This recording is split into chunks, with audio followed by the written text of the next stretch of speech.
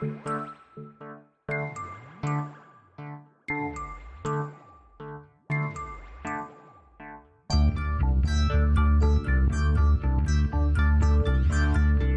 is Continuum Drag, a weekly podcast where we revisit sci-fi, fantasy, and just plain weird shows. This week, Threshold, episodes 1 and 2. Some of you may not know what a contingency analyst does. I deal in worst-case scenarios, the unthinkable, and this definitely qualifies. Now, Threshold was designed as a rapid response measure to a first contact scenario. Stage 1 of the plan calls for an immediate quarantine of the landing site or possibly crash site.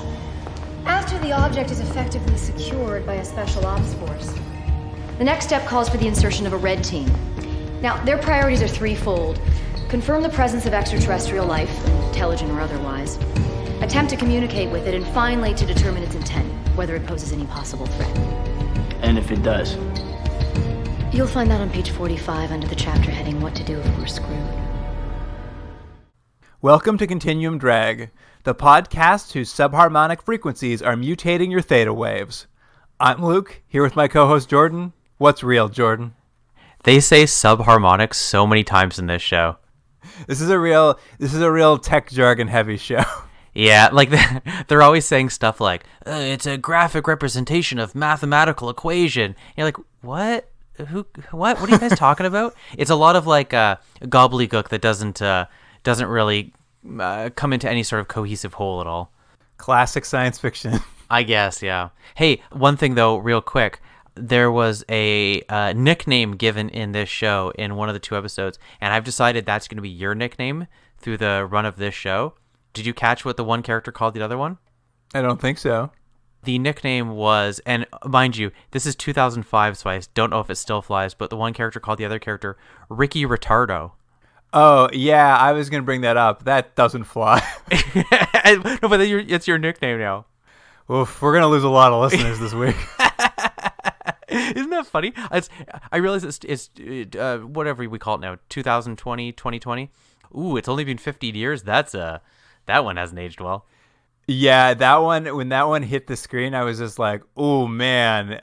And I think there's actually a number of elements of this that you're just like, it is funny. It's only 15 years ago, but you can really just see it's like, that didn't age. That didn't age. Yeah, exactly. All right. Well, the series we're talking about this week is Threshold from 2005. Jordan, did you know anything about this show before we started watching it this week? You know, it seems like for a lot of these shows, it's the same answer. And no, I had never heard of it. But I'm actually really surprised. I have zero memory of this show because, again, as we said, this was 2005. This is recent history. This is a show that went on for 13 episodes. So it had at least a chunk of a season. I don't remember any of the advertising about it. I don't remember anybody talking about it. This seemed to have existed in a universe I wasn't part of. How about yourself? Do you remember it at all? I definitely watched the first 15 minutes of this show. Wow. I have no memory of it. I think I was doing something else at the time. Because I remember basically up to like the introduction of all the characters. And then I don't remember anything after that. So I think like I watched 15 minutes of it and it was just like, I don't have time for this. Well, I'll tell you, it's a real vote of confidence. Well, you know what? I will say, not to spoil things, I didn't hate these first 2 episodes. I just think when it came out originally, I was just not looking for a TV show like this. So what was happening in 2005? I'm assuming you have a list of things that were happening in 2005 in the time period that this show aired. You're not wrong. I've got some notable events for you. Great. What are they? So it aired on CBS from September 16th, 2005 to February 1st, 2006. Okay. Here's kind of what was happening in the world. October 12th, the second manned Chinese spacecraft launched. November 22nd, Angela Merkel assumes office as the first female chancellor of Germany. Wow, and look at that. She's still there. Still doing it. Mm-hmm. But she did better than Threshold. That's right. It was a toss-up. What was going to last 15 years, Merkel or Threshold? I think this next one's, I don't know why, but I feel like this next one's going to be like a big deal for you. November 30th, the first human face transplant. Oh, wow. I remember that. I just feel like that's something that would really like pique your interest. I actually remember exactly what that person's face looks like. I think since then they've had to have, if not at least one more, I think multiple surgeries too, because I don't think it ever took that first one. I mean, you're not going to nail it with the first one. No. And Just go back and listen to the first episode of this podcast. talking about face transplants, I remember reading at this time, and this must be in 2005, that they said that obviously it's someone else's face and they match it as best they can, but over time, because of your own normal mannerisms and facial expressions that you do, the face should start looking more like you. But I don't know. I think you still always kind of look a little bit like you've had a face transplant. I guess it's a good question. I mean, it's really the bones of your face that do it. And the muscles, yeah. Are they transplanting the bones? No. They're just transplanting the skin and I'm assuming blood vessels and whatever else. Maybe some cartilage. You know. A full confession. I am not a doctor. Shocking. A shocking turn of events. It's shocking. I know I speak about it as if I'm an authority, but I have never done a face transplant. All right, let's keep going down my list. I only got 2 more events for us. Okay. January 15th, 2005, or 2006, pardon me. NASA mission Stardust returns with the first dust ever collected from a comet. Oh, Stardust. I don't know. I thought that was what a fun fact. You know, that was a big day for NASA. They were just going crazy, and they're like, and it probably wasn't like the top of the headline news, and they were like, guys, we have actual dust. They work hard for that dust, Jordan. Exactly. They deserve it. It was billions of dollars that went into that dust. And finally, January 25th, Disney buys Pixar from Lucasfilm for $7.4 billion. I was going to say it was a good investment. Then I realized they bought Lucasfilm too. So they just bought everything. Should have just waited. Yeah. And you know what? Movies are better now. Now that we only have one company making everything, aren't the movies just so much better? It's true, and George Lucas is richer than ever. You think he could get a face transplant and get someone that doesn't have that like gullety pelican neck that he has? I mean, I think if you're George Lucas, you look at yourself and you're like, I mean, this is the face that made $10 billion. So. That's true. Who am I to make fun of George Lucas? I tell you who I'm not, a doctor. You're not a doctor. Nope. All right, should we get into our first episode? Yes, let's do it. Here's the IMDb summary for episode 1, Trees Made of Glass, Part 1. Yeah, spoiler, the next episode is just part 2. Yes, that is the spoiler. There's going to be a part 2 to this episode. Worst case scenario expert, Dr. Caffrey, recruits a team of elite and slightly eccentric scientists to determine if an alien civilization has made first contact with the human race.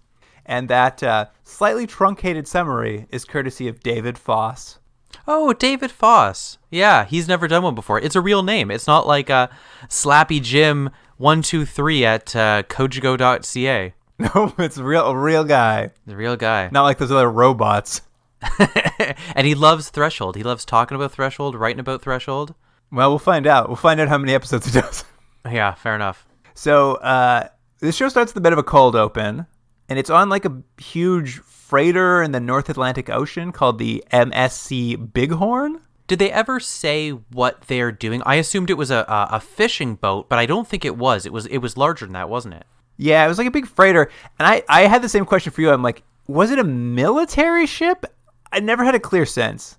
Yeah, it wasn't clear what it was. We just know that there's a lot of guys there, and they're kind of in the middle of nowhere. And we sort of start with a guy who's burning a picture of it's either his wife or a girlfriend, we're not sure, because she dumped him. She gave him a Dear John letter, and then he sort of walks over to the captain, and we see that's kind of how we're going to be introduced to these characters on the boat. It's this guy walking through the boat. Did you like the episode started off with the sweet chords of Franz Ferdinand's Do You Want To?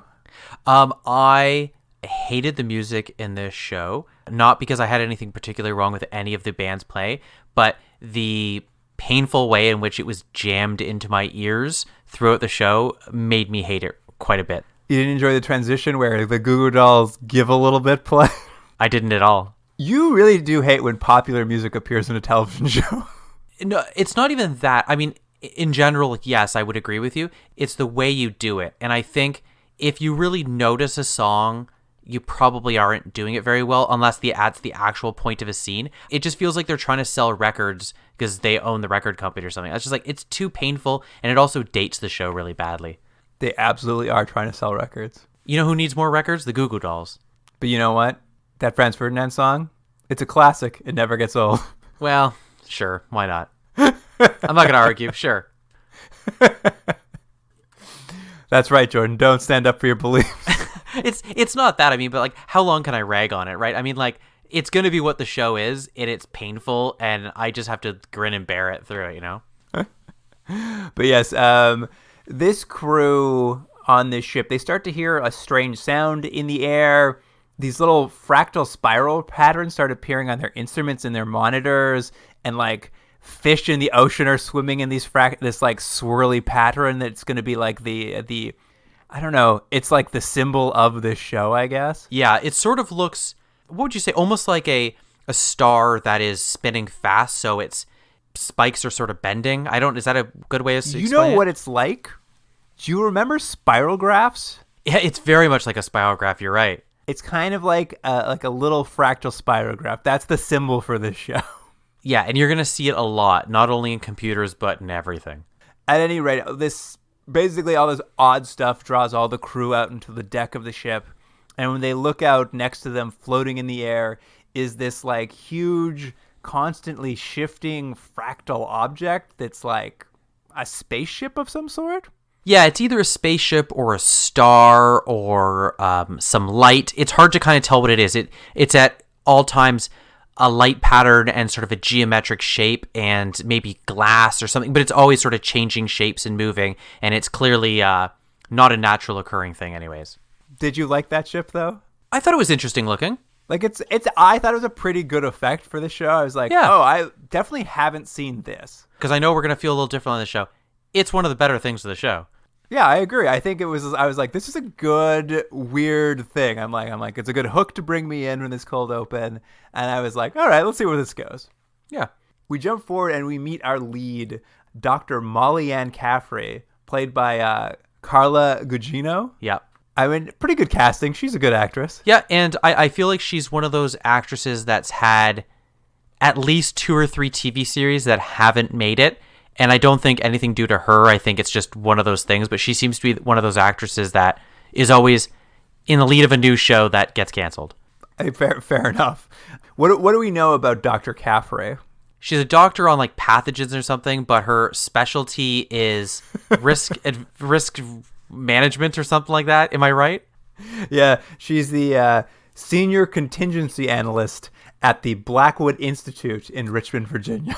This could become very important what her job is, but I don't know if I really understand how that works or why that's an important position to have on like a team. Like, I get that. Well, we're gonna go through it, but I'm confused about it.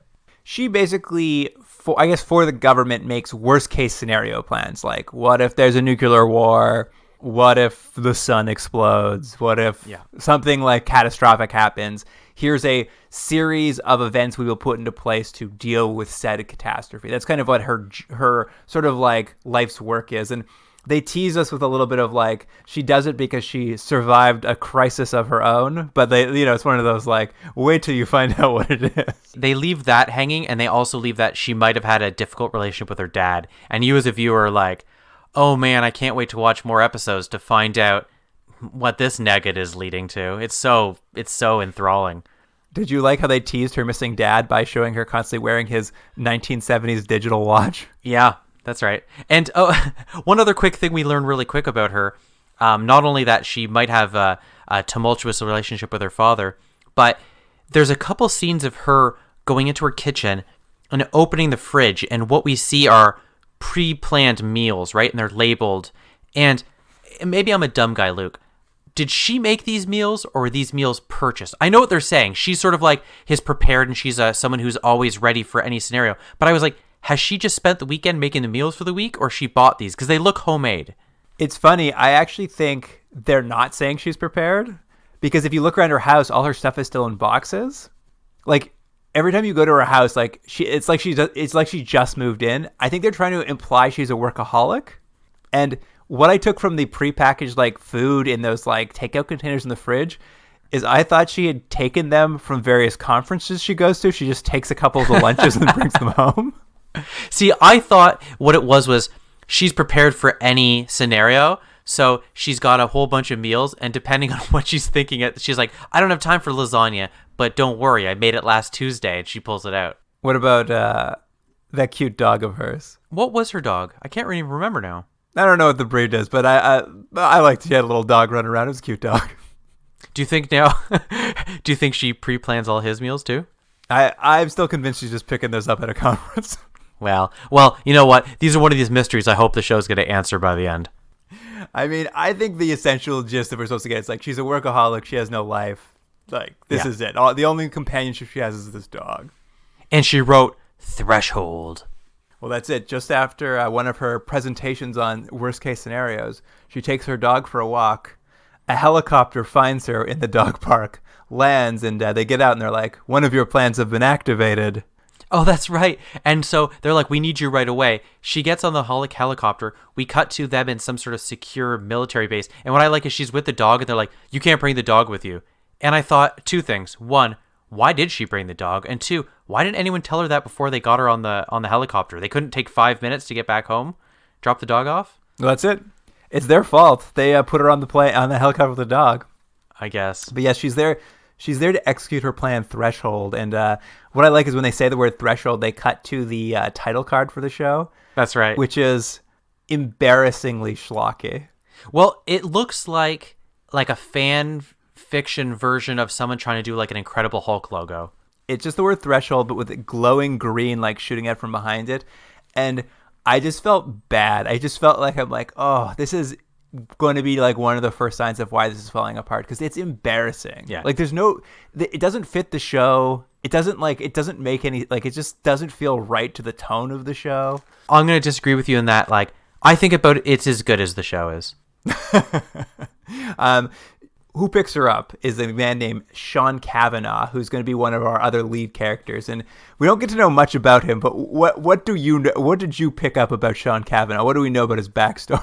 Well, here's what I can tell you about him. I know what all their titles are, and that's what I know. He's a freelance paramilitary operative. That's what he's listed as. Yes, he's some sort of off-the-book spy? I guess. He's sort of like a guy that the government calls in if they need something off the books, I guess. He's mostly there to be beefy and handsome? Yeah, I think so. It's so funny that you can see it from a mile away. He's handsome. He's kind of rugged. He's going to kind of butt heads with the doctor a little bit. She's also pretty. She's smart. You know it's going to be a love interest. And it's just they're just giving it to you right at the beginning. They don't need to do anything other than that you just know. You know that's where it's going. This non-character, isn't he handsome? They should fall in love. Well, that's it. You like them, right? They're both attractive. So why would they get together? They arrive in Washington, D.C. at what was going to become the Threshold Command Center and meet J.T. Baylock, played by Charles S. Dutton. Mm-hmm. Good casting in the show. The casting's great. I mean, the casting is a little bit 2000. You could really, it's a lot of actors you see at this time period. But J.T. Baylock's one of those actors you bring in when you need a little bit of gravitas to a not very good role or a show. It's just like he's going to add something, and he definitely does that in this show as well. He's the Deputy National Security Advisor, and he'll basically be the like head of the Threshold operation for the rest of the series. Yeah. They go off to a war room reminiscent of Dr. Strangelove, where they tell Dr. Caffrey about satellites picking up a heat bloom image of a UFO entering the atmosphere that they've tracked into the North Atlantic Ocean, and they've lost track with this ship out there. So they have to put her plan into effect. And did you catch the first two stages of the Threshold plan? The first stage is quarantine. Stage 2 is insertion of the red team. Got to insert that red team. You got to. That's why I wrote it down. I was like, what is the red team? It's the red team. The red team's there to confirm extraterrestrials, attempt communication, and then determine intent. They got to do a lot. That's part 2, A, B, and C. When I was like a kid, I read a lot of 10 to 12. I read a lot of Michael Crichton books. Yeah, I think that's been established. And this show is very much in the vein of like an Andromeda strain or a sphere. You've got a person who completed a plan for the government for an event that was unlikely to happen. That event is happening. That person's being picked up, often in a helicopter in that show, in his books, and then brought in, and the team they've written about in their paper has to be assembled. And I was just like, it's so crazy that this feels to me, and I'm sure it's been used by other authors and other entertainment, but so much of this first 15 minutes to me feels like the beginning of a Michael Crichton novel. It definitely has that a feeling of you've seen this before, perhaps in a good way, perhaps in not. So let's meet the red team. First up, we have Dr. Nigel Fenway, played by Brent Spiner. Data himself is on the show. Yeah, I don't know so far if this is the greatest role. The character, spoiler alert for the next 2 episodes, will have to just be able to answer every question that comes at him with, I don't know. That's basically all he can do all the time, is just respond that he doesn't know anything. But he's described as an individualistic, NASA-employed microbiologist. Oh, good write-up. I won't lie.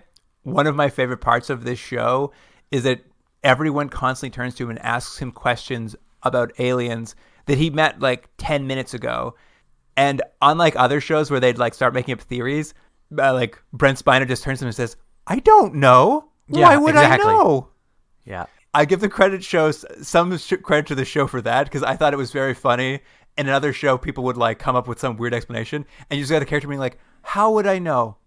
What do I know that you don't know?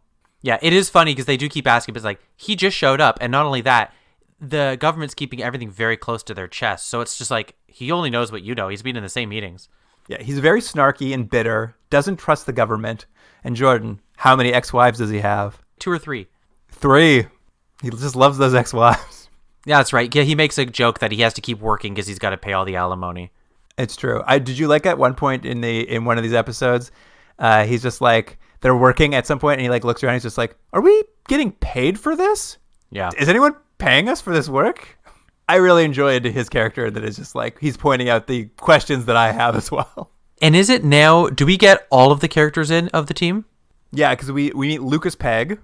So that's played by Rob Benedict, and I'll tell you how he's described. He's a somewhat unsure of himself aerospace engineer on the eve of his marriage.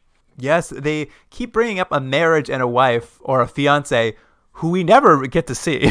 Yeah, I assume there's going to be something for a later episode. Okay, I'm going to call it now, knowing nothing about the show. We're going to see the wife, and she's going to either be an alien or she's going to have been like possessed by an alien of some sort. That's my guess for later in the series. The way they're teasing it, absolutely. I believe it 100%. Yeah. Yeah. He kind of designs theoretical spaceships and like helped design a Jupiter probe. So they've kind of have him here to like help look at that kind of thing. He's a real paranoid type. Mm-hmm. He's also the all-time high Jeopardy winner. Sure. Did you like how they just dropped that? He's like, oh, and he's Ken Jennings as well. It's instead of building a character, you just throw weird facts out there. And there's also a weird scene where he was reading the Bible on his BlackBerry. Oh, really? I didn't quite understand. Like, I think they were trying to, they try to establish so much characterization in like such a short time that I'm like, oh, what am I supposed to do with that information? It is funny because it does seem like in the span of a couple seconds, you get like 6 characters, their names, what they do, and they have to do like one quirky thing so you can tell them apart from everyone else. And it's like, and they're like, we're off to the races. And it's like, okay, great, sure. It's not the most organic way to introduce characters, that's for sure. No, I mean, and they come at you in montages too. It's very much just like a quick montage introducing the character. So even how we're doing it right now is just like not too far off from how the show does it. Right. And our final red team member, who I'm impressed we haven't revealed yet, Arthur Ramsey, played by Peter Dinklage. It's a character I feel bad actually that he's playing because it feels like he's had a little bit of getting saddled with the same kind of character that you would think he'd play. In this, he's playing a mathematics and linguistics genius with a penchant for unpredictability, alcohol, and women. It is, you know what this character is? This is a sloppily written Ian Malcolm from Jurassic Park. You're exactly right. That's exactly what this is. He's supposed to be that mathematician who's all snarky and cool and is also great with ladies, but they mostly present him as a pervert. Yeah, it really on the line of like cool to pervert, he really goes into the pervert camp. I will give this to Peter Dinklage because he's a good actor, he's doing his best to like make this character likable and work. But like, it's one thing to see him hanging out with a bunch of strippers when we first meet him, but at some point he goes through Dr. Caffrey's panty drawer and you're just like, well, what is that supposed to be? And by the way, when that scene happens, she's the only one that's sort of irritated. She's like, stop it, put down my underwear. Everyone else is just like, what a scamp.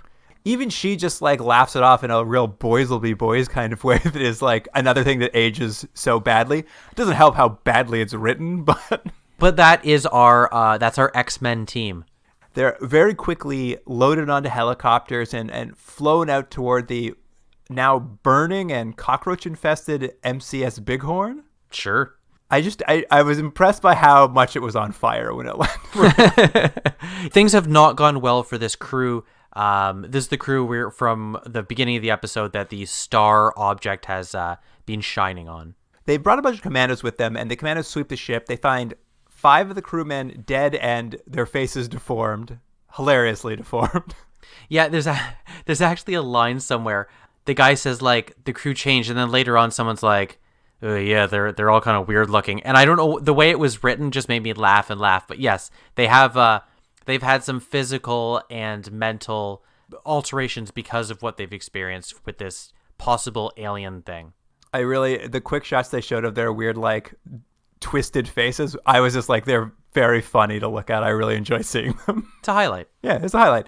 There are 7 crew members missing, and they end up finding one guy, a man named Gunnison, hiding under a like bed, and he gets out and like shoots a commando with a flare gun. Is this where he comes on the deck and he looks like he almost has like superpowers or something? Oh, that's much later, yeah. Oh, this is just when they find him initially, and he like Dr. Fenway like gives him a sedative, and they're like, well, we'll wait till he wakes up and find out what happened on this ship. Right, yeah, right. And they kind of figure it out pretty quickly because they sort of break off into teams, and Dr. Caffrey, our lead, Kavanaugh, our handsome empty man, and Lucas Pegg all find a camcorder video in one of the rec rooms, at which point they kind of put it on, and one of the crew members has shot the shifting fractal alien object, and Lucas is able to kind of see it and like give some theories as to what it might be. Do you like how, I kind of enjoyed this. I like how they were sort of talking about it as like a higher dimensional object, like they're viewing it in 3D space from like a 4th or 5th dimensional plane. I was fine with it, except they just kept going on and on and on. And it was one of my major problems with the show is you get a lot of scenes where characters go into a room and they talk about something in this sort of technobabble. Then they move to another room and then they kind of talk about stuff in technobabble. Then they move to another room and they do it again. And it sort of just seems to keep doing that. But this is one of the scenes where, yes, they try to give you a little information of this thing is so crazy and it's 4 dimensions and a 3 dimension and math and blah, blah, blah. And I was like, who cares? But as they watch this video, they started getting headaches. There's like a loud sound that their noses all start to bleed. Yeah. There's some sort of signal coming from the video recording. And the only way to turn off the TV is Kavanaugh has to shoot it. My note was like, just turn it off. Just turn it off. He's so trigger happy that he just shoots the TV. It's like, you're a nutso. I don't want that guy on my team. I really did like that too. I was like, whoa, overreaction. Yeah. But after they kind of have viewed this videotape, Dr. Caffrey turns to them and is like, and she says, congratulations. We did stage 1 of Threshold. We confirmed extraterrestrial intelligence. And I was like, did you? Did they prove any sort of intelligence? I know it was funny. She's like, it's like, we've done it. It's like, I don't know if you have. You've talked a lot about it and you guys talked about math, but I don't think you ever actually did anything. It was one of those parts where the writing, I was just like, I mean, it's just like, it could just be a weird thing they saw. Like, I don't know if you've improved intelligence yet, you guys. Right. But, they're trying to keep the show going. Gunnison, the crew member who they found earlier, he kind of wakes up from his stupor and kind of explains to the audience and the team, the red team, what happened on the ship after we saw the cold open. And essentially, everyone who saw the object passed out. And when they came to, they started getting sick and having weird dreams. As the captain of the ship said, he was in a forest, but the trees, they were made of glass. Yeah. Now, we will see this later on. I'm assuming a similar version of what he saw, Would you have described that as a forest except the trees are made out of glass? I didn't think that's anything what it looked like. It looked like the Fortress of Solitude. Oh, well, there you go. That's a good. He hadn't seen Superman. Yeah, he's not a Superman fan, so he just didn't know what it looked like. But I'm like, that's what it looks like. Or like a world made out of crystal, or an iceberg of something. It doesn't look like trees at all. That guy's terrible. You reject this description. Yes, I'd be like, sorry, you don't know what you're doing. Go away, deformed man. Gunnison starts telling them about how kind of after this all happened, the crew started going a little bit crazy. They started either killing themselves or trying to kill each other. I mean, at some point, the captain attacked Gunnison with an axe, so Gunnison beat him to death with a comically large ratchet, or like a wrench. It was comically large, wasn't it? But he kind of, lays out kind of how terrible it was on the ship, to the point where they're actually cleaning up one of the bodies. Like one of the crewmen hung himself, and when they get him down off the rafters, the body like does the worm on the ground. It just like starts flipping around like the worm. Yeah, so basically what we've learned is that they all watched this weird phenomenon. They all started acting weird, got weird dreams, and they got really violent and started killing each other. That's basically what we've learned. Yeah, and sort of Ramsey and the rest of the team have looked around. Ramsey sort of pieces together the spiral symbol we saw earlier is on the TVs. He uses, he says it's fractal geometry common in chaos theory mathematics, and he believes it's some sort of communication via math, and he's able to translate that into an image of a DNA helix, but the helix, as opposed to human DNA, which only has 2 strands, it's a triple-stranded DNA, Jordan. Yep, I'm sure it is. Of course. Honestly, my mind glazed over so much over these scenes because they just won't stop talking. They just talk and talk and talk. And I was like, just someone do something. Someone shoot a TV again. Essentially, they kind of like do a bit of a breakdown of what they've discovered. You're right. Like they kind of do go room to room talking about their discoveries.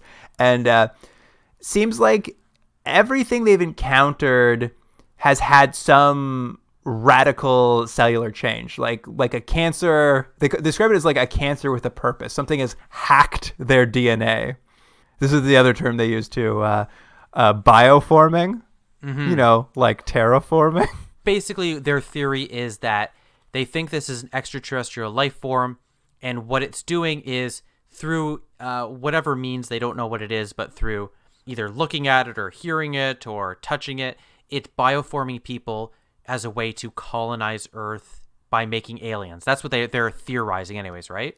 Yeah, basically. It's kind of like don't invade a place and then terraform it to suit your needs. Just go down there and just turn everything that's there into you. Save yourself the trouble of the journey. Which I will say is a pretty interesting idea. I just didn't like the way they explained it. I just thought they couldn't have picked a more boring way of explaining that than literally having people sitting in a room talking about it. But basically, their time on the ship comes to an end very quickly here because there's a call to evacuate because the North Koreans are coming. I know. My note was, the North Koreans, man, do I miss the Russians. I mean, it was a real, like, bad guy du jour. It's just like, who are the enemies right now? Yeah. So they add these stakes of they have to do things fast on a show that's moving at a glacial pace, that the North Koreans are coming, so they better pick up the pace. Yeah, they start evacuating the ship. This is where what you were referring to earlier, Gunnison escapes from his, like, medical bay, and he starts hulking out and beats the shit out of Kavanaugh. He gets on the top of the deck, and they after like they get to fight, he gets on the top, and Dr. Caffrey, that's her name, right? Yep. She's got a gun. He sort of approaches her. She shoots him a bunch of times. He doesn't die. It looks like he doesn't really hurt him, and then he just casually kind of jumps off the boat into the water. Oh, where's Gunnison going? Yeah, we're never gonna see him again. That's for sure.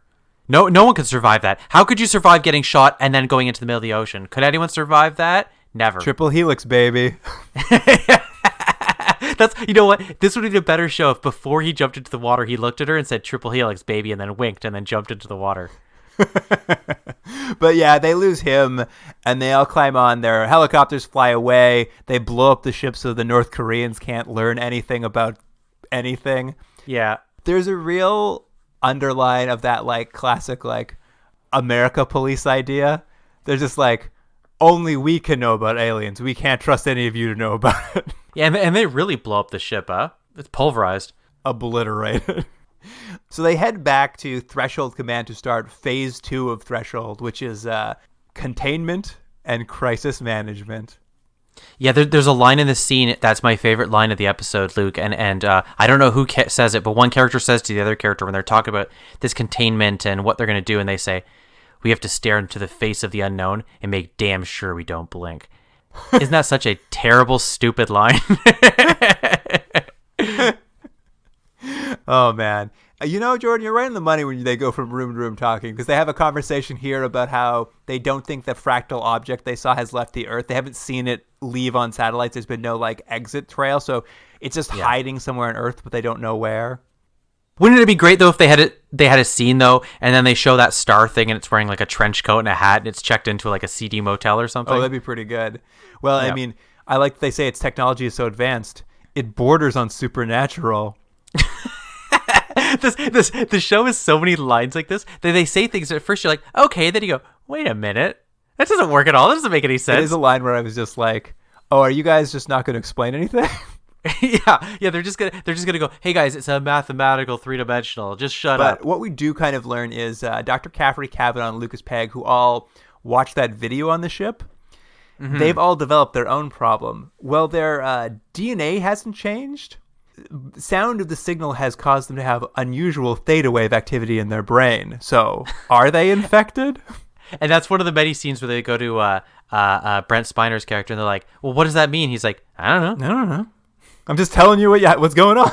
Yeah, he's just like, it just looks weird. That's what I'm telling you. But now that they're kind of back in Washington, D.C., I guess, they can kind of go home. Like their adventure's over. They can go home and come back in the morning to figure out the rest of it.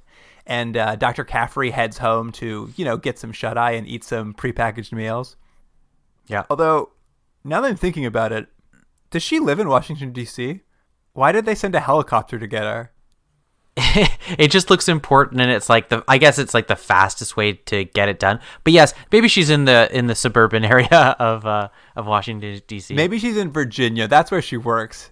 And I think Virginia and D.C. are very close to each other. So, I don't know. Maybe it makes sense. Maybe. Anyway, she heads home to get some sleep. She has her own dream about the glassed forest / the Fortress of Solitude. Yeah, which I think is better. That's what it looks like. What I did like is we do get a kind of a tease, like through the refracted images of the like glass in the thing, you almost get a look at the alien. How would you describe the alien when you saw it? It was really dark, right? Yeah, I thought it maybe looked a little bit like a Cthulhu or something, like a squid face. Yeah, I wasn't sure. I thought it had like one long sort of like nose mouth thing, but maybe I just saw it.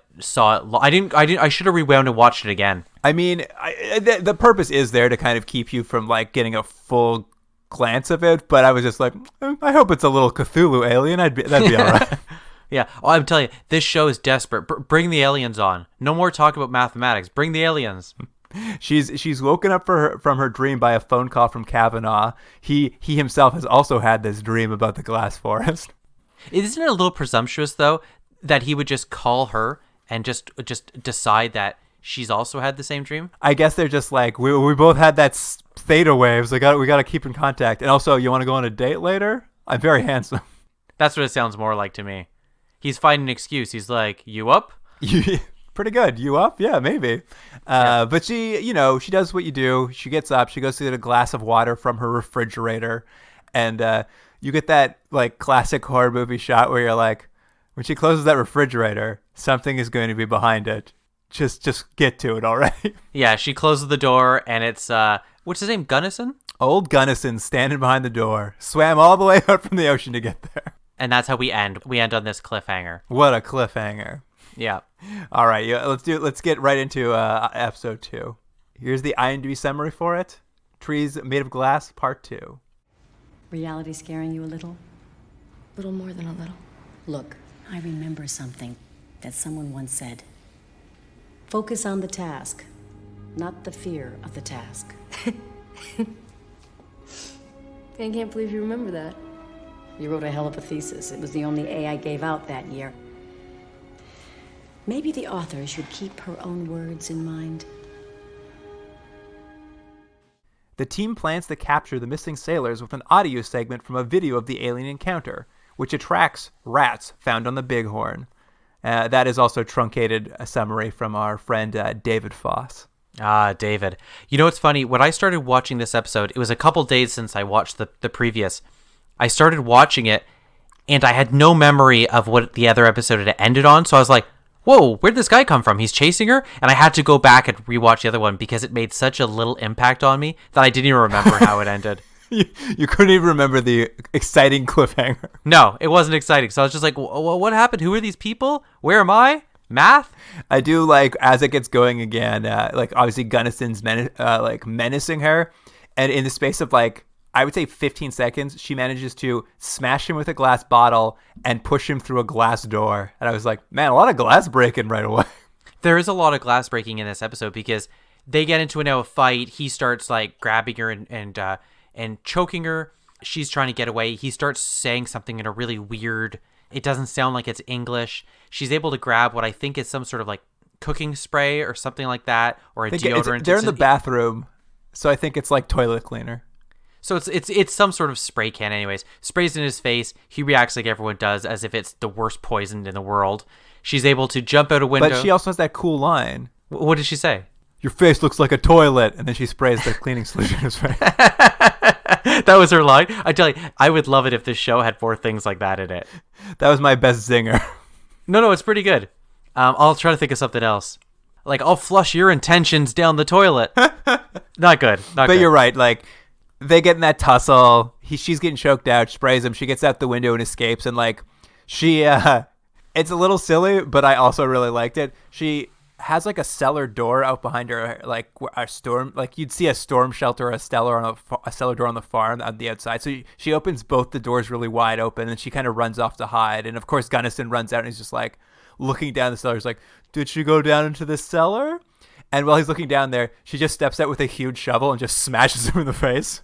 Yeah, it was a real Tom and Jerry moment for the show. It had a great sound effect of just clong. Yeah, exactly.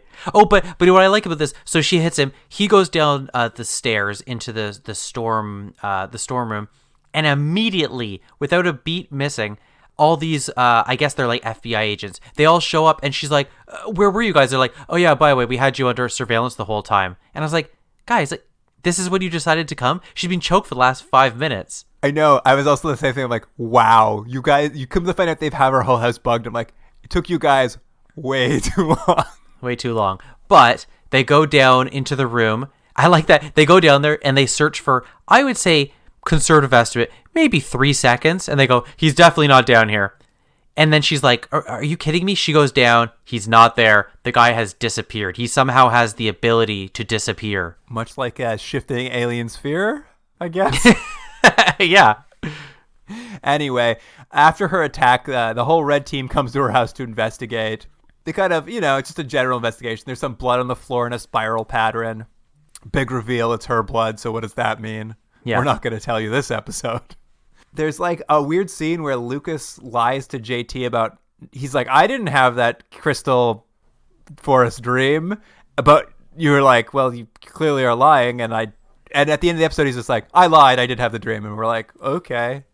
I know it was weird because it didn't set up anything. It's not like it was important to the episode that to win the day, he had to admit it. It was just like, I didn't have the dream. And they're like, okay. And then later in the episode, it's like, hey guys, I did have the dream. And they go, okay. It's just like, what was the point of any of that? I know. It was a little weird. It was just like, what are we setting up here? I don't know. It's just another scene. I actually think the scene was mostly there because we kind of follow JT, the kind of guy who's running the Threshold command center, through the house, and he's handing coffees out to the entire team. And then when he gets to Ramsey's like, where's my coffee? And he's like, I didn't get you one. I'm like, why does JT hate Ramsey? Well, they're adding these relationships. It's just such a deep show. I think he has something against little people. I'm assuming, based on what we've seen of him, he's probably smelled someone's underwear at some point that has made him not to look too favorably upon him. Oh, that's just it. What I liked is Brent Spiner's character, Dr. Nigel Fenway. He goes into the storm cellar and finds a footprint and starts doing tests on that. And I was like, is that what he does? Is that what he's the microbiologist? That's what he does on the team? He takes samples off footprints? He like looks at dirt. I also like he like takes a sample of dirt. He's like later they run a test and it's like, well, it's real special dirt. Could only have come from a water treatment plant. And I'm like, what? I know, it's just one of those super lazy things. They're like, it comes from a water treatment plant, and they're like, and there's only 3 of them. Oh, okay. And they're like, well, I guess we'll have to go look at them, and they go pick the one that they need to go to. It's just one of those like, that was a real fast way. The show has a weird quality to the scenes that they decide should be short and long. When there's like a decision or something to be made, they do it as fast as possible. But if they have to explain something, they'll be like, you know what this needs? I don't know, 6-10 minutes of just scenes of characters walk around explaining mathematics. They do like to give a couple examples of what they're talking about every time. Yeah, exactly. They also have the illegal recordings from inside her home the surveillance team had. So they recorded what Gunnison was saying in his weird voice inside. It was an excellent recording, isn't it? Oh, very good recording. As if the mic was right under their mouths. But Ramsey, of course, as a linguist expert, in addition to his mathematics expertness, he's just like, well, you know what this is? It's just somebody talking backwards. I was pretty sure when they said that he was also a linguist expert, that at one point those were 2 characters they just jammed together. They're like, guys, we don't need 7 people on the team. Just make the mathematician and the linguist one guy. I mean, he's a real cunning linguist. Oh. Is that a dirty joke? I don't really get it. It is. It's a dirty joke.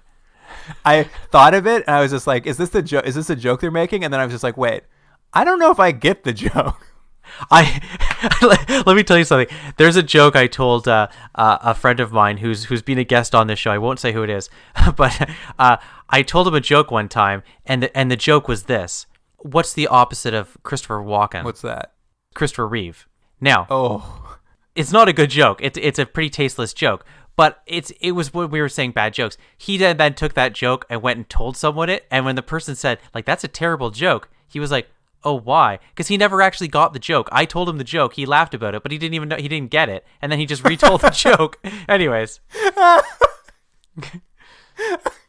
That is like something 9-year-old me would do. They'd hear an adult say something and get a good reaction, and then I'd just be like, okay, that's a joke, I guess. And I would just wander off and say the same thing and hope for the same reaction. I do think I wrecked the joke. I think it's supposed to be what's the opposite of Christopher Reeve, Christopher Walken, I think. But either way, you get that it's a tasteless joke. It worked either way. I got it was tasteless both times. Oh, man. But as you mentioned, they pinpoint the one water facility this mud could possibly have come from, and Dr. Caffrey, Kavanaugh, and Ramsey, which is, I think what we're going to see is just like, they just take a random assortment of characters, split them into 2 groups, and then one stays at home and one goes into the field. Who's going to go? I don't know. We'll shake it. We'll roll the dice and see. Well, I'm assuming they're going to pair them up in different ways over episodes so that we get to learn these really interesting things about these cardboard characters. But yeah, they head to this water treatment facility. There's a security guard there who starts showing them around. This is where your nickname came up, where I was just like, I cannot believe they did that. Yeah. And what was it again, Luke? I would never dare repeat it. It's Ricky Ritardo. So it's just, I just feel it's crazy to me. It's just crazy to me. It's not even that good a joke.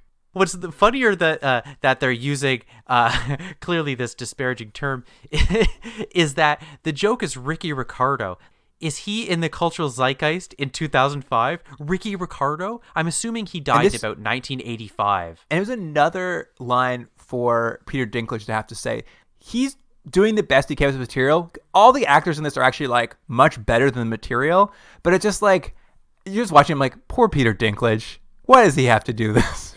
So far he's had to just run away from action to go to a bar. He's been stealing panties, and he's called someone Ricky Ritardo. That's what we know about him so far. Yeah, it's not great. But while they're investigating this water treatment plant, they find a locker dripping with blood. When they open it, it turns out that security guard has been showing them around. Why, he's one of the sailors from the ship. The next scene when they're looking and they find out that they're like, oh yeah, it was a security. The one guy's like, ugh, shaved his beard. Literally the second they were like, oh, the security guard was really a sailor, I'm like, did you not look at a photo of the 7 missing sailors? Like, this shouldn't have been a surprise. Yeah, well, it was because he shaved his beard. So bizarre. I also like when the sailor goes to run, he grabs one of there's just like some random agent there, and he grabs the guy's gun and like shoots him like 8 times in the chest. And then like 2 scenes later, they're like, Oh, he's fine. It was like a studio note of like, by the way, we can't kill anybody. They're like, oh, okay, well that guy's fine. Like he looked like he was brutally murdered. But there's this little side quest here for Peter Dinklage's character Ramsey, where after this happens, he just disappears. He runs away to a nearby bar, and Kavanaugh has to go get him back, and it's just weird. Like Ramsey's just like, I don't want to do it. It's too scary. And then Kavanaugh's like, okay, we'll get your professional rival to take your place. And he's like, what? Professional jealousy? No, I will stay on the team. Your retelling was much more exciting than the actual scene was. It was a weird scene because it was like, I guess to show that he has cold feet, but like we never for one second believe this main character you just introduced is actually going to leave the show. Like it just was like 5 minutes of wasted time. I did find the actual line about the beard. Kavanaugh says, "The son of a bitch shaved." There's no way to recognize the person if they have a beard or no beard. Yeah. Let's jump back to the Threshold Command Center where Dr. Fenway has been button heads with old JT, his boss, because he doesn't appreciate being held as a prisoner by the government to work on their like secret alien plan. Yeah. And how does JT win him back though? After they have this confrontation where he's just like, I don't like being here, JT's like, well, why don't you give me a list of your favorite things? And then like 4 scenes later, JT gives him did you write down what he gave him? Here's the things, because he sort of like half jokingly goes, it's basically the guy's like, he's like, can I leave? And they're like, no. And he's like, well, can I have this? And they're like, we'll give you anything you want. So he asked for some ridiculous things to kind of prove that they won't do it. Of course, the government does do it. And so the things that he asked for were a tennis ball, baby carrots, number 3 pencil, a vintage Hohner harmonica 42 golden melody with its original case. And he gets all 4. Yeah. I was so funny because it's just like, they're like, oh, we're going to show this character doesn't like to be here. And then we're going to show JT kind of cares. But like when he opens it up, Brent Spiner gets the biggest smile on his face. Like, well, I've accepted everything. I'm like, all right, what weird. One, you wasted your like genie's wish. But then it was like, it hasn't solved anything. You're still not getting paid. Got that sweet harmonica, though. Yeah, you got snacks now with your baby carrots. Which, how sad are you? I thought for sure we were going to see Brent Spiner playing that stupid harmonica. Never happened. I'm assuming it's in a later episode. We'll cut to a scene. We'll just hear the harmonica, and the camera will slowly pan up to show him his feet on the desk, and they're like, oh, he's a lovely harmonica player. I will say this, though, Jordan. Something kind of cool actually does happen in this sequence here, because we get to see a weird mutated cockroach bite the head off of another cockroach. Yeah, it's like a little CGI thing. And I think the whole point of the scene is, is this the scene where we see that they're making a spiral, or is this when we just see that, it's Brent Spiner showing that everything's sort of like evolving in weird ways because of this appearance of this star alien thing, and it's one of his cockroaches in his lab, right? Yeah, basically everything that was on the ship, like we on the ship we saw the cockroaches, and they were walking around that spiral, and there were rats on the ship, I guess, and they've captured all of them and brought them back to study them. And what we're seeing now is like whatever the triple helix is, this triple helix cockroach is mutated into this weird like superpowered cockroach. They're sort of implying that that's what's happening to the people too, but you haven't really seen any real physical changes like that. You've seen deformities, but nothing like someone becoming a super big muscular person. I mean, I'm hoping there's way more to do with like gross muscular cockroaches, because I really like the look of that cockroach. I'd love to see one of the characters bite the head off another character. That'd be good too.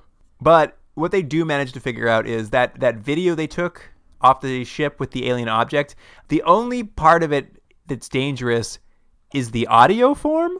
Yeah. So you can look at it, but it's the audio that will cause your theta waves to increase. Whatever it's doing it through auditory means. So that's the problem. So much like our podcast, the signal is densely packed. That's right. Yeah. So they can isolate. They can like. And this, I'm sure, will be a thing throughout, is like they can just pull random frequencies out of it and just try them one by one and see what happens. Yeah. And they happen to pull one frequency out. And what they notice is the rats who are on the ship are attracted to this frequency. Like any rats that weren't on the ship don't care about the frequency, but rats who have been mutated by the ship want to come and like gather around one particular frequency they've plucked out of the audio stream as a whole. Right. And they kind of come up with a plan from this. Is they're like, how do we track down all these missing sailors who seem to be congregating around this water treatment plant? Why don't we set up a broadcast of that one frequency that attracted the rats, and we'll see if we can attract all the sailors to one location and kind of snatch them up. Yeah, it's not a bad plan. I did like, though, when they ask at some point, someone's like, isn't it risky just to play the signal out loud? I mean, it affected your theta waves. And Dr. Caffrey says, well, before they tested the atomic bomb, they thought it might set the atmosphere on fire. But they did it anyway because they were at war. That's not a very good argument. I kind of actually know the story she's referring to. And there's a nugget of truth to it. Like, that was a risk, but they had done all the calculations. So it was the most infinitesimal amount of risk. They just couldn't disprove there wasn't a slight tiny risk. But these people have done no research, no models. They really are playing with fire. Like, it's a bad. I was just like, no, you guys are the scientists who are bad, not the people who built the atomic bomb. Luke, I have to disagree because she is an expert in this. So if she has already thought about all the scenarios, she is the doctor, you are not. So she's already written a separate document aside from Threshold about what if we play this out loud. Exactly. That's what she's doing at night. That's why she's having trouble sleeping. We kind of jump down to them. They've set up snipers all over the water treatment plant. They've got speakers blasting out this signal. And our old scientist team, Ramsey and Dr. Fenway and Lucas, are all in this like A-team style tricked out spy van. Those spy vans are always available in TV shows, huh? You gotta have a spy van full of equipment. And they get a call in that one of the speakers isn't working or something. It's not broadcasting. So Lucas gets out of the van and he goes to check on it. And as he's looking at it, Gunnison pops out of nowhere and grabs him and like whispers in his ear. He's just like, "You're one of us. You're one of us." Which, by the way, did we even mention that's what he said backwards at Dr. Caffrey's house? No, but he was saying like, "Silford, you're Europe." Oh, that was really good. Thank you. People will think we actually edited you backwards or something. So there's this thing, and this is an idea we've had placed in that, like, the people who saw the tape and heard the signal have these theta wave increases are somehow also changing like the sailors. But this all turns out to be just a dream, because after like Gunnison grabs him and like starts telling him in his ear, old Lucas like wakes up with a start and he's just still sitting in the van. Yeah. Gunnison was never there. It was a dream the whole time. And then just as abruptly, the window smashes next to him. Gunnison is really there, drags him out of the van.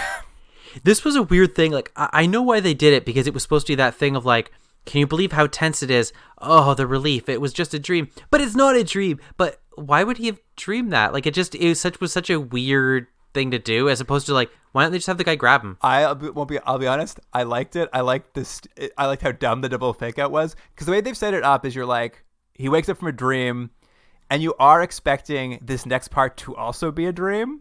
Like, you're expecting Freddy Krueger to come through, and then you'll wake up again. You'll be like, oh, it was like that double fake out. But for some reason, the second fake out, the more unrealistic one, someone just smashing through the window of a van and dragging you out of nowhere, is the one that is actually happening in reality. See, what I liked about this, though, is I don't know if you noticed that the actor had to drag the other actor. And I'm sure they had some sort of apparatus that made it easier for him to drag. But they kept it on a long shot, and the actor had to drag the other actor for so long, and you just have to keep dragging him and dragging him and dragging him. I was like, oh man, why did they just make him closer to where the fence was? He had to drag him like 50 feet. Yeah, it drags him for a bit so the snipers can't get a clean shot at him, and he kind of just like continues to say, you and I are like connected now or something, like more of that teasing of like, what's the alien signal doing to you? And then Gunnison sort of runs off, and the snipers start taking shots at them, and then as he's running, he just like vanishes into thin air. Mm-hmm. And where he reappears is right next to Dr. Caffrey and Kavanaugh inside of the building. So he just disappears and reappears. Is he a Gemini man? I have a feeling this is never going to be explained. It's just a convenient way to show that he's mysterious and he has powers, but I don't think they're ever going to explain that he has this ability. So you don't think he's a Gemini man? No, I think this would be a much more fun show if he was a Gemini man. He's just touching his watch, coming invisible, reappearing. It is. I kept watching. I'm just like, this is what Gemini man should have been. If we could just take the best of both shows, you know? Just jam them together. What I did kind of like is when he reappears next to Dr. Caffrey and Kavanaugh inside, he just proceeds to beat the shit out of Kavanaugh for a second time.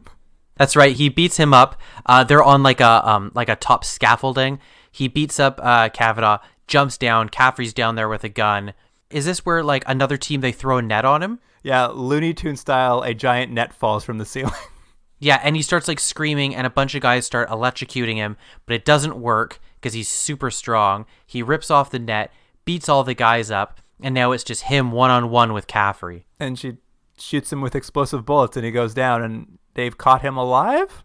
No, it doesn't. She's looking to shoot him, but she can't do it. She's staring at him. She's stuck in stage fright. And then Kavanaugh, the hero, because he's a man, Luke, he leans over and shoots the guy, and the guy goes down. For some reason, this time shooting him works. So he's down, but he's not dead. And then Caffrey like looks at him like, "Thank you, handsome man, you saved me." Well, I know why the bullets work this time. It's because earlier in the episode, he's just like, "I've replaced all our bullets with explosive ordnance." I'm like, what?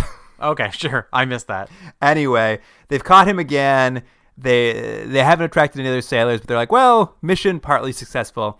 And as they all walk outside of the water treatment plant, debating whether the frequency even did anything, they look around, and 106 random people have wandered toward the frequency, just like people. Yeah, it's basically like they're almost like these lemmings, or it's like a magnetic pull that's just bringing everyone in. So you have like hundreds of people. Oh, I think they say it's 106 people show up in a 5-kilometer radius. Yes, and they kind of take them briefly into custody and check their blood, and they find out like none of them have been affected by an alien signal, so it's unclear as to what has attracted this 106 people. But what I did like is they have to keep it quarantined, they have to keep things going, so they've kind of put everyone in those like twist tie handcuffs. And justifiably so. Some of the people are like, "Hey, like, why are you holding me? Like, you can't hold me illegally." And in fact, there's one man, a black gentleman, who's got his hands handcuffed behind his back and is being led away by Kavanaugh, and he's saying, "You can't hold me for no reason. This is against my rights." And Kavanaugh proceeds to brutalize him. It's not good. How are we supposed to be like on this guy's side? Like, it's literally a man being like, "Hey, I don't know why you're holding me. Like, this can't be legal." And Kavanaugh grabs him and just smashes his head into the hood of a car. Yeah, he's not winning any points. It's such a bizarre way for us to be like, "You like this guy, right?" But that's where we almost come to the end. We have, it seems like it's not just these 106 people. They go back to the office, but they're stuck in traffic. And what we end in is, as the camera pulls up. Who's in the car, though? In the car it's Caffrey, Kavanaugh, and Peg. The only people who saw that signal. Right. So that's kind of our like hint that something strange is. And they're caught in traffic, and they're like, "Oh, weird, a lot of traffic in DC tonight. Not usually this much traffic. A lot of weird traffic tonight." And you're like, "Oh, yeah. Is there something mysterious about this traffic?" Yeah, and the camera pulls up and shows, as it comes further and further away, you see that the light pattern from all the streets and the cars that are stuck in traffic are making this same pattern that we've seen over and over in the episode. Yes, from space, the aliens are making their spiral pattern in traffic jams around DC. Classic alien move. So it's a massive scale, man. Those aliens got a lot. They're pulling all the strings. And that's basically the end of what is, for all intents and purposes, the pilot of this show, because it was a 2-part pilot. Obviously, the show has a variety of issues that aren't like working and such. And I'm going to propose one that I think is, for me, one of the biggest glaring errors on the show right now is there's no reason for Kavanaugh to be on the show.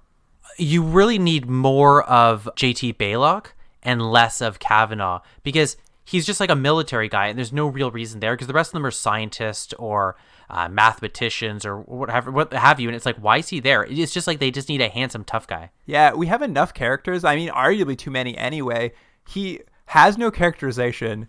He isn't in a scene unless he's just standing next to Dr. Caffrey, and he literally does nothing. I like the entire time I'm just like, what is this character? Just you guys, you could just like grab him, edit him out of the show, and nobody would notice. Yeah, you're not wrong. All right. Anyway, you want to rate these, Jordan?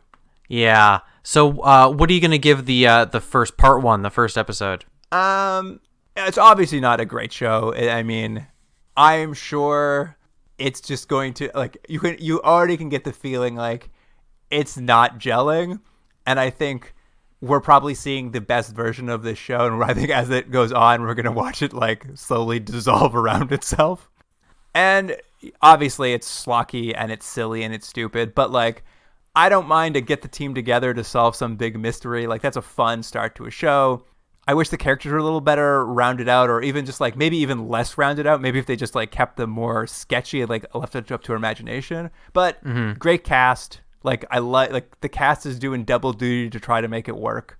So I'm gonna give that part 1. I'm gonna give it a 7. I don't think I'm as forgiving as you are.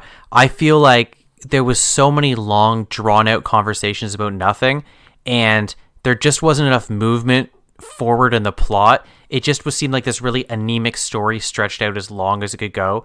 I didn't find any of the characters likable or original. I like the actors. I just think the characters are bad. So it just felt like the actors were saying the lines as fast as they could just to get through the scene. I just think it's kind of like haphazard and kind of generic and formulaic. So I'm going to give it a 5 out of 10. That's very funny to me. Is it? That's funny? Well, I don't think you gave a 5 to all of Gemini Man. Gemini Man was a way better time than this. This I show disagree entirely. I'm so tired on this lazy TV dependence on these sort of like hard-boiled, tough, world-weary, sort of like cynical characters. It's just this lame default for everything to be so like boring and unpleasant, and there's just nothing remotely like fun or human or interesting. It's just blah. Well, I think we are going to disagree a lot in the show because I actually don't mind the conversations they have. I actually kind of like that pseudoscience talk. That's always something that like draws me in. Like it's always silly, but it's always fun. And so I think you and I are going to be very opposite ends of this show. Yeah, we probably will. So what are you going to give the second episode? Like the second episode was mostly just a continuation of the first one. It definitely like was not as like it became kind of a little episode of the week, and the episode wasn't super interesting. But it was, I mean, I'm going to give it a 6.5. See, weirdly, I'm going to go a little bit up on this one. I feel like things were starting at least to move a little bit. I didn't have to go through the god-awful character introduction, so I'm going to give it a 5.5. Interesting. Yeah, I have a feeling it's slipping from here on out for me. I don't know if like, I think the first episode is the introduction of an interesting premise, and I just have my doubts they'll ever really grasp what the good idea was again.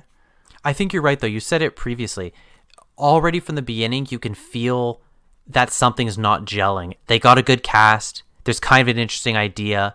It looks like they have some money behind it. The design is fine, but something's just not working. And what it really is the writing, you know, and it's just not quite coming together. So it feels like everyone is doing double duty to try to make it work, but it just doesn't look like it's going to. Yeah, I mean, the one thing they might have going for it is like, maybe if it can go long enough where the writers figured out just to leave the characters alone and let the actors characterize them, like some of that stuff might solve itself. The writers think they have to build these characters like so extensively that they're just doing like they're just layering upon layering. Like he has a fiance and he reads the Bible, but he's paranoid about everything, and he's also a scaredy cat, and like that's all in that first episode. They just like layered 8 things on the top of a person. I'm just like, I don't know, man. Just give him a couple character traits, and the actor can fill out the rest. It's fine. Yeah, it's a marathon, not a sprint. That's right. But so that's the first 2 episodes, and we'll be continuing these for let's see how long. I think we'll make it through the series. I bet you. You want to put a bet right now? I think we might make it through this series. I don't think we will. So let's do a bet on that. $5 right now. All right, $5. Let's do it. Great, awesome. Well, listener, thank you for joining us. If you've watched Threshold, if you have any thoughts on the show, feel free to email us at continuumdrag@gmail.com. And on social media, we're going to have some clips from the show. Lots of spirals for sure. Hopefully that cockroach eating that other cockroach. Yeah, lots of people talking in scenes and then going to a different room and having the same conversation but in darker lighting. You're going to pull out every single conversation and just put it in. Can you imagine? And you can see all that at our social media outlets, whatever they're called. At Continuum Drag is the handle. It's on Twitter and Instagram. But that about wraps it up for the episode. So listener, thank you for joining us. And Jordan, I'll see you next week. Yeah, I can't wait to spend that $5.